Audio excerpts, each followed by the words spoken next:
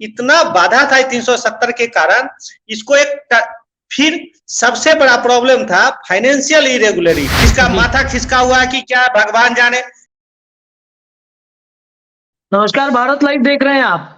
5 अगस्त 2019 वो ऐतिहासिक दिन जिसके लिए कई बार लड़ाइयां लड़ी गई थी। धारा 370 जिसको लेकर के कई सरकारें बदल गई, फैसले जो हैं वो कहीं ना कहीं सुरक्षित थे, लेकिन 5 अगस्त 2019 को देश के प्रधानमंत्री नरेंद्र मोदी की तरफ से और जो केंद्रीय टीम थी उसके तरफ से जम्मू कश्मीर में धारा 370 को हटाने का फैसला लिया गया। इस फैसले के बाद कई तरह के राजनीतिक जो उठापटक थे वो मचे, याचिका भी दायर हो गई सुप्रीम कोर्ट में, कई तरह की बातें चली। अब एक बार फिर से जो लोकसभा का शीतकालीन सत्र चल रहा है उसमें ये मुद्दा उठा है। कई बातें हैं, कई चीजें हैं जो जाननी बेहद जरूरी है और इन बातों में जो स्थितियां हैं क्या कुछ स्पष्ट हो सकती हैं, इन तमाम विषयों पर आज हमारे साथ बातचीत करने के लिए राजद के सैनिक प्रकोष्ठ से रजनीश जी दरभंगा से जुड़ रहे हैं।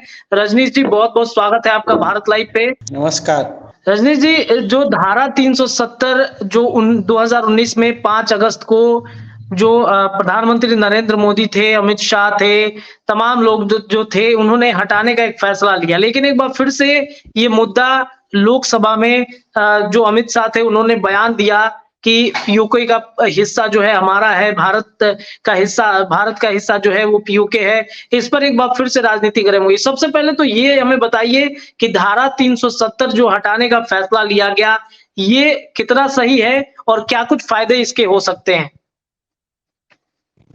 नहीं, धारा 370 जो हटाने का फैसला हुआ वो एकदम से सही फैसला था। ये सब दिन से था कि कश्मीरियों को पूरे इंडियन यूनियन से एक अलग आइडेंटिटी देता था, जबकि हमारा मेन लक्ष्य क्या है भारत का कि केंद्र में सबको समाहित होना, हम सबकी आइडेंटिटी हो केवल भारतीयता, इंडियनशिप। तो वो तो इमरजेंसी एक धारा था, क्योंकि उनकी विधानसभा गठित नहीं हुई थी कश्मीर की, और पूरे भारतवर्ष के सारे बाकी स्टेट ने इंडियन यूनियन का जो कॉन्स्टिट्यूशन था उसको एडॉप्ट कर लिया था। तो रूल रेगुलेशन कैसे फॉर्मुलेट हो उसके लिए धारा 370 लाया गया था। इसको हम बोलते ही थे एक टनल है, नहीं तो इसके बिना कोई लिंक ही नहीं था जिसके थ्रू जम्मू कश्मीर को गवर्न किया जाता। तो यह अस्थायी था और एक साइकोलॉजिकल इम्पैक्ट क्रिएट करके रखा था, जिसके कारण कि कश्मीर को लगता था कि भारत से अलग है। और इसका जो इंटरनेशनल फोरम था, चाइना के बारे में आप सुनते होंगे कि वो प्लेयर्स को अलग से वीजा इशू करता था इसी का नाम लेकर के, और सिक्योरिटी में बहुत सारा प्रॉब्लम आता था। फिर जो सेंट्रल गवर्नमेंट जो बहुत सारे रूल रेगुलेशंस बनाती थी उसको इम्प्लीमेंट करने में जो प्रो पब्लिक मेजर सब होता था उसको इम्प्लीमेंट करने में बहुत सारा बाधा आ रहा था। तो इसलिए इस धारा 370 को हटा देना बहुत ही लाजमी था, और यह भारत में एकीकरण के दिशा में एक बड़ा कदम है। जैसे मैं एक दो एग्जांपल देना चाहता हूं कि धारा 370 के रहने से क्या प्रॉब्लम होता था। जैसे आप देखिए, हर जगह आप जानते हैं, जैसे बिहार में पटना हाई कोर्ट है, तो उसमें जो जजेस चीफ जस्टिस है या जो जज है वो आप जनरली देखेंगे दूसरे स्टेट के आते हैं। जैसे आईएएस आईपीएस जनरली दूसरे स्टेट के रहते हैं हर स्टेट में, क्योंकि इससे क्या होता है कि वो वहां सोशली कनेक्टेड नहीं है, तो उनसे जस्टिस जो होगा या जो आईएएस आईपीएस होंगे उनका जो एडमिनिस्ट्रेशन होगा वह निष्पक्ष होगा, उसकी एक भूमिका तैयार करती है। लेकिन जम्मू कश्मीर में क्या होता था कि वहां का स्टेट गवर्नमेंट जब तक क्लियरेंस नहीं देगा हाई कोर्ट के जज को आप अपॉइंट नहीं कर सकते हैं। और दो केस हुआ था, एक संतोष हाली साहब को जब हाई कोर्ट का जज बनाया गया था जम्मू एंड कश्मीर, दूसरा एक झा साहब थे, वो जम्मू कश्मीर सरकार ने उसको लटका के रखा था। वो चाहती थी कि उसके ही जानने नेपोटिज्म वाले लोग बने। अब आप समझिए कि हाई कोर्ट के जज को अपॉइंट करने में सुप्रीम कोर्ट को प्रॉब्लम हो रहा है, तो इससे आप कैसा जगह इमेजिन कर सकते हैं। This is a land but not the land of the justice. दूसरा मैं और एग्जांपल दे रहा हूं, सेकंड एग्जांपल दे रहा हूं जैसे सेंट्रल गवर्नमेंट हर जगह पूरे भारतवर्ष में SC ST को जानते हैं, SC ST को कितना ऑपरेशन माने पीछे है, लेकिन जम्मू कश्मीर में उन लोगों को कोई फैसिलिटी नहीं थी। तीसरा था जो पूरे दुनिया से बांग्लादेशियों को जो भारत में आए, असम में 71 तक जो बांग्लादेशी आ गए उनको ऑफिशियली सिटीजनशिप दिया जा रहा है इरेस्पेक्टिव ऑफ देयर रिलीजन, चाहे हिंदू हो चाहे मुस्लिम हो, पूरे देश में बाहर के लोग आके सिटीजनशिप ले रहे हैं। लेकिन जो लोग पाकिस्तान से उजाड़ दिए गए, जम्मू कश्मीर के ही लोग, और जो जम्मू में आके रह रहे थे, कश्मीर में आके रह रहे थे, उनको कोई सिटीजनशिप ही नहीं था, वो वोट नहीं कर सकते थे, उनको डोमिसाइल नहीं था, MBBS में एडमिशन नहीं मिलता था, इंजीनियरिंग कॉलेज में एडमिशन नहीं मिलता था। इतना बाधा था 370 के कारण। इसको एक फिर सबसे बड़ा प्रॉब्लम था फाइनेंशियल इरेगुलरिटी। स्टेट गवर्नमेंट मनमाना करती थी, सेंटर से खाली पैसा लेती थी। अब आप समझिए जम्मू कश्मीर का अर्निंग था 277 करोड़ और उसका सैलरी में ही खर्चा था 285 करोड़। सेंट्रल गवर्नमेंट देती थी 1200 करोड़ रुपया। ये 88 का डेटा मैं बोल रहा हूं। पर कैपिटा बिहार में लोगों को सेंट्रल गवर्नमेंट अगर 50 रुपया दी थी तो जम्मू कश्मीर में 1100 रुपया दी थी। तो इतना एनोमेलिटीज था जिसके कारण मतलब प्रॉपर फंक्शन ऑफ एडमिनिस्ट्रेशन में ये बहुत ही बाधा डाल रही। और सबसे बड़ा प्रॉब्लम था कि यह आतंकवाद में, जो आतंकवाद को कंटेन करने में, उसको नियंत्रण करने में यह एक बहुत बड़ा बाधा बना हुआ था। क्योंकि इसके कारण गवर्नमेंट एजेंसी में, हॉस्पिटल में, कोर्ट में, हर जगह इनकी चलती थी। जैसे एक और एग्जांपल मैं देना चाहता हूं, जैसे भारत सरकार का जो निर्वाचन आयोग है उसका रूल यहाँ लगता नहीं था, जम्मू कश्मीर में उसका लगता ही नहीं था। अब स्टेट गवर्नमेंट क्या करती थी, दूसरे पार्टी का नॉमिनेशन फाइल होगा तो जो रिटर्निंग ऑफिसर है उसको बोलेगा दूसरे पार्टी का नॉमिनेशन ही कैंसिल कर। फर्स्ट इलेक्शन हुआ था उसमें A to Z national conference के ही कैंडिडेट जीत के आए। तो इसके लिए यह भारत के राष्ट्रीय कानून के तरफ एक बहुत बड़ा कदम है और ये अच्छा ही हुआ और इसका सब लोगों को समर्थन करना ही चाहिए। लेकिन जब ये सर धारा 370 की बात आती है तब कई तरह के विरोध आप लोगों की विपक्ष में बैठी पार्टियां भी लगातार कर रही थी कि भाई धारा 370 हटेगा। कई सुरक्षा एजेंसियां हैं, कई सुरक्षा के दृष्टिकोण से देखा जाए तो बहुत बड़ा वहां पर बवाल हो सकता है, सुरक्षित नहीं रहेगा धारा 370 हटेगा। तो कई तरह के विवाद हुए, आप लोगों ने भी विवाद किए थे, विरोध किया था। आपकी पार्टी उस समय कहीं ना कहीं यूपीए की सरकार में थी और इस वजह से जो स्थितियां उत्पन्न हुई थी। और आज चूंकि पीओके का मुद्दा उठ गया है तो आज फिर धारा 370 के सपोर्ट में नहीं, हम लोग धारा 370 के सपोर्ट में कभी नहीं थे। 2019 में आप जानते ही हैं कि पार्लियामेंट में आरजेडी का कोई था ही नहीं मेंबर, राज्यसभा में थे तो मनोज झा भी यही बात बोले थे, the manner you have introduced it that is not the proper. मतलब उनका कहना यह था कि जम्मू कश्मीर के रिप्रेजेंटेटिव्स नहीं है तो थोड़ा इट विल बी, मतलब एक होता है ना कि it is not a transparent integrity, manner पे क्वेश्चन किया था। हम लोगों ने, अब पाक अधिकृत कश्मीर उसका नाम ही है, हम तो पाकिस्तान के एग्जिस्टेंस को ही नहीं मानते। डॉक्टर लोहिया कहते ही थे और पंडित नेहरू भी कहते थे it is aberration in the history. Pakistan आखिर बना क्यों? पाकिस्तान से ज्यादा मुस्लिम भारत में। तो पाकिस्तान, हम तो जब पाक अधिकृत कश्मीर क्या, हम तो कहते हैं ये पाकिस्तान ही नहीं रहना चाहिए। पाकिस्तान को अपना डिफेंस, सुरक्षा, कम्युनिकेशन, फॉरेन, ये तीनों नई दिल्ली को सरेंडर कर देना चाहिए और इंडियन यूनियन में मिल जाना चाहिए, बाकी चीज में वो ऑटोनोमस रहे। और जहां तक पाक अधिकृत कश्मीर की बात है तो जिस स्वतंत्रता कानून से, डोमिनियन लॉ से भारत पाकिस्तान बना, उसके रूल के हिसाब से स्पष्ट है। एक बार प्रिंसली स्टेट के हेड डॉक्टर हरि सिंह साहब ने एसेशन पे साइन कर दिया तो हो गया, इट इज फाइनल।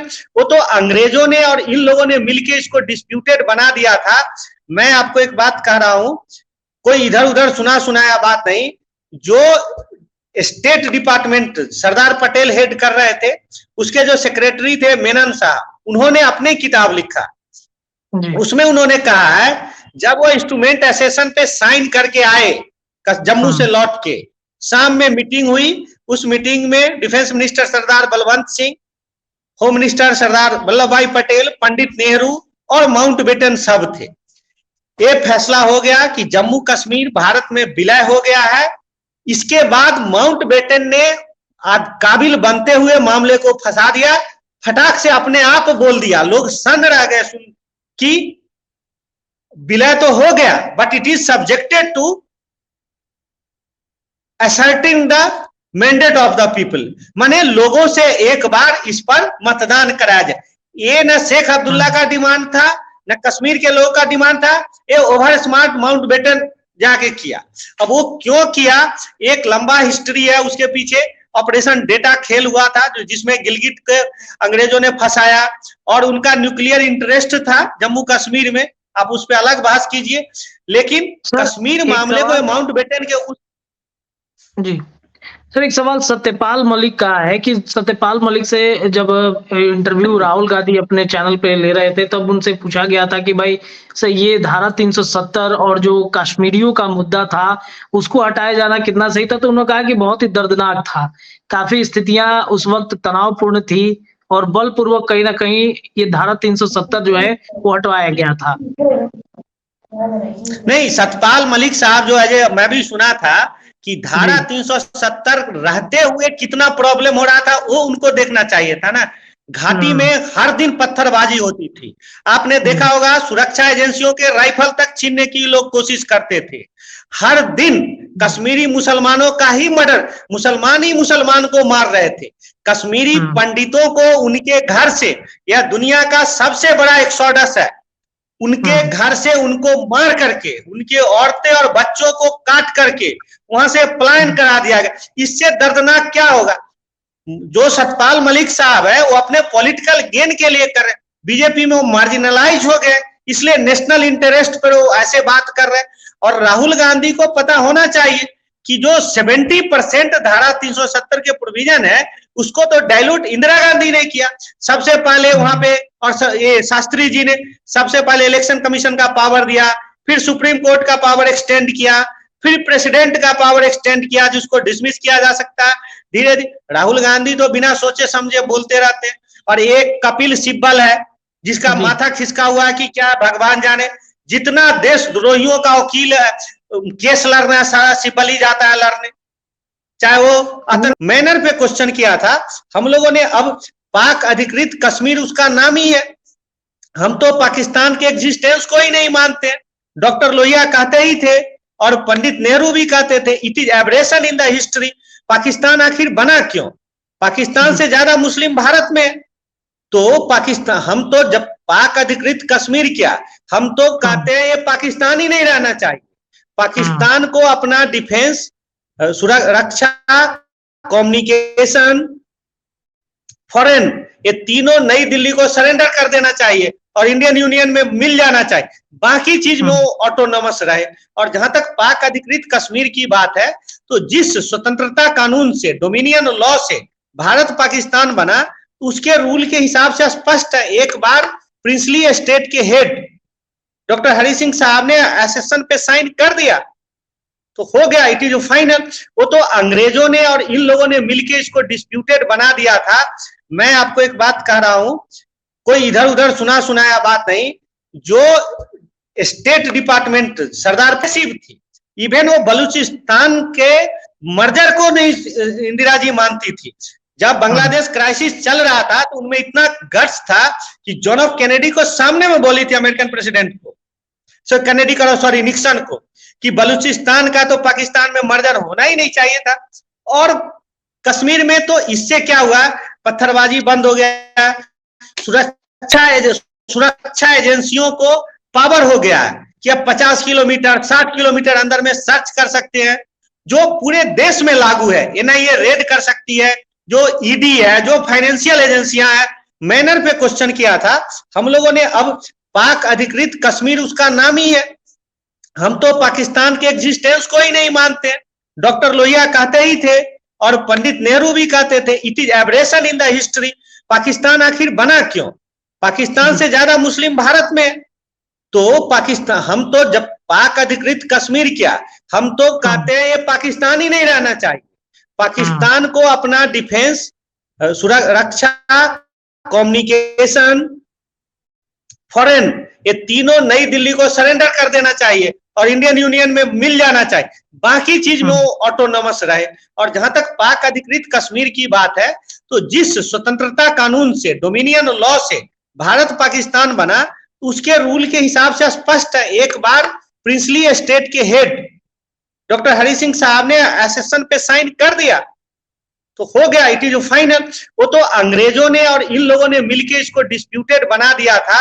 मैं आपको एक बात कह रहा हूं, कोई इधर उधर सुना सुनाया बात नहीं। जो स्टेट डिपार्टमेंट सरदार पर at the lips and humility in the heart, वो तो कश्मीरियों को बचा रहे इन दुर्दांत आतंकवादियों से, और 370 के हटने से उसमें बड़ा सहयोग मिल रहा।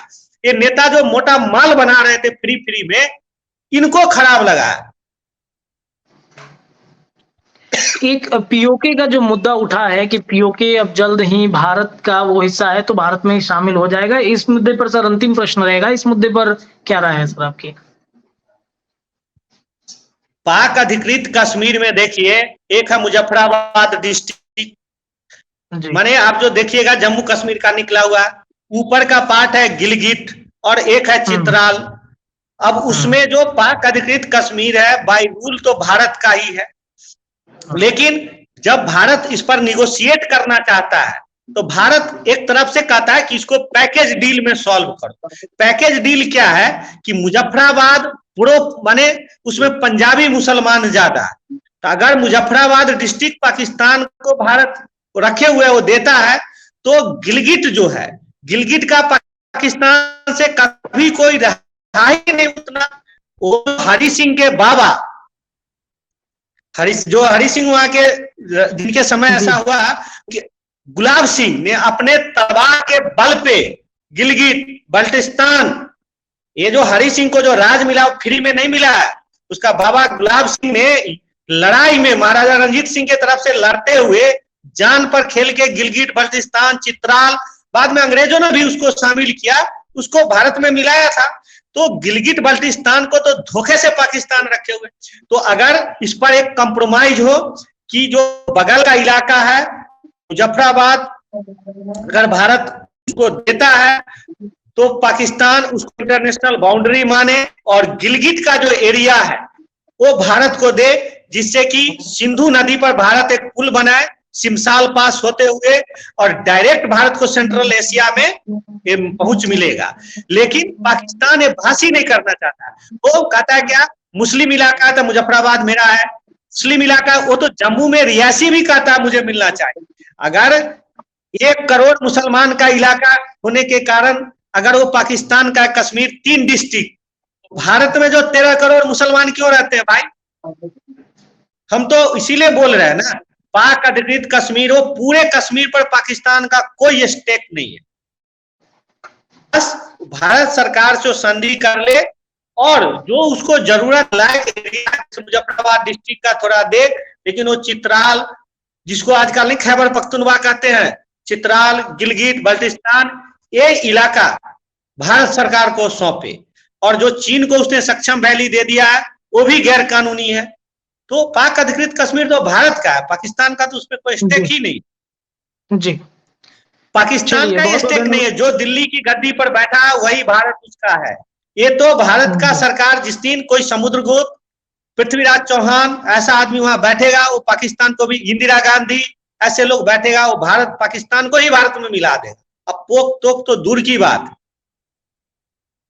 चलिए ठीक है, बहुत बहुत धन्यवाद सर तमाम विषयों पर बातचीत करने के लिए। धारा 370 से जुड़ी ये खबरें हमने आपको आज बताई हैं। ऐसे ही तमाम खबरें लगातार भारत लाइव पर जारी रहेंगी। रजनीश जी हमारे साथ मौजूद थे आरजेडी से, सैनिक प्रकोष्ठ से। बहुत बहुत धन्यवाद। जुड़े रहिए दर्शकों, देखते रहिए भारत लाइव। अगर ये वीडियो पसंद आई और वह बिहार के राजनीति और बिहारियत से सरोकार रखेनी तो सब्सक्राइब बटन दबा के चैनल के सब्सक्राइब कर ली। ओजे एगो घंटी बा, ओकरा बटन दबा देला से कुल सटीक और मारक खबर रुआ मुफ्त में मिल जाई। अगर रउआ पत्रकारिता के हमनी के नया प्रयोग में सहयोग कर चाहतनी तो ज्वाइन बटन दबा दी। पेटीएम नंबर नोट कर ली 9386816700। धन्यवाद।